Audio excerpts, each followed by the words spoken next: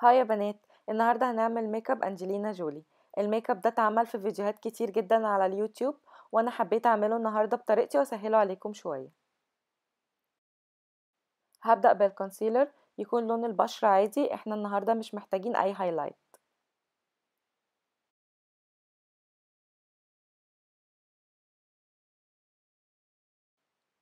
كريم الأساس على كامل الوش والرقبة.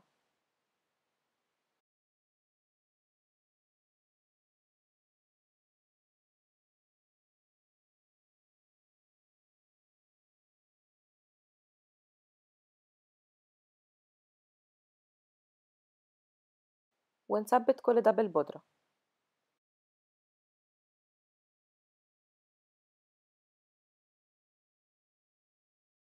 نقطة كونسيلر فاتح وبفرشة مبططة، هفتح الشعر اللي في تحت زاوية الحاجب علشان تبان مرفوعة، لان انا حواجبي مليانة شوية.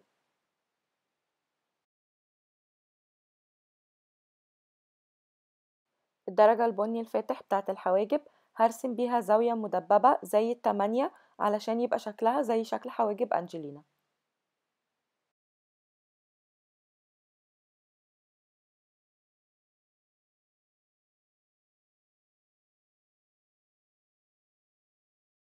اي شادو بيج مات تحت الحاجب وفي الزاوية الداخلية للعين.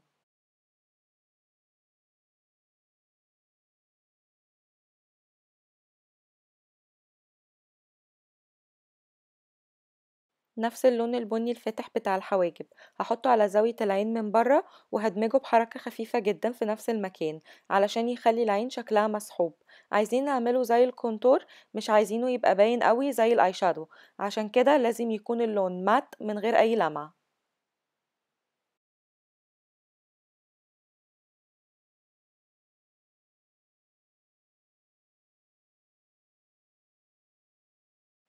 بالبرونزر المات هنعمل التحديد بتاع الوش، وهنبدأ من تحت عظمة الخد ونكمل لتحت لحد ما نوصل للدقن علشان تدينا لوك الخدود كأنها داخلة لجوه زي خدود أنجلينا.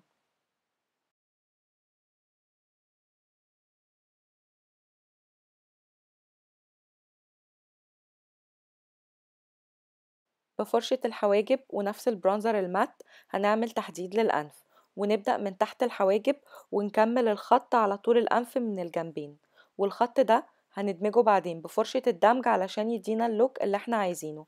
نبدأ بكميات بسيطة جدا على الفرشة علشان ما يتقلش مننا.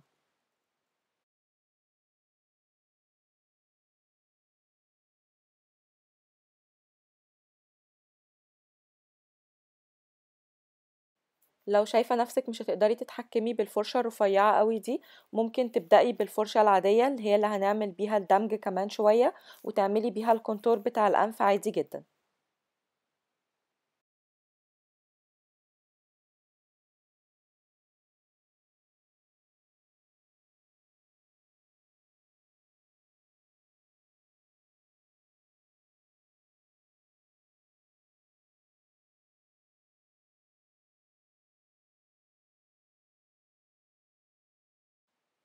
جel ايلاينر وبفرشة رفيعة عايزين نرسم خط مسحوب من نص العين تقريبا لبره، ونكمله لجوه على مفيش خالص، يعني يكون قريب جدا من خط الرموش.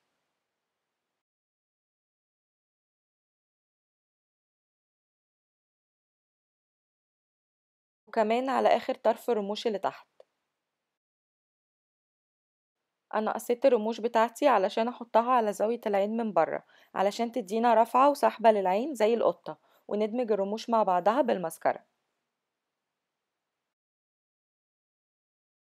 بفرشة الحواجب والبرونزر همد فتحة الشفايف شوية من الجنبين، وبعدين هحدد الشفايف واملاها بلون بينك هادي.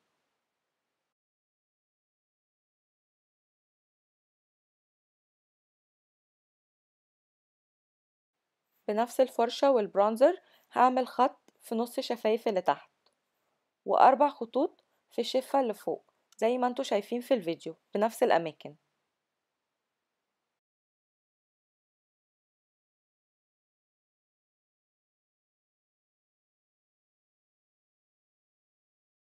نقطة كونسيلر على نص الشفة اللي فوق وجنبين الشفة اللي تحت.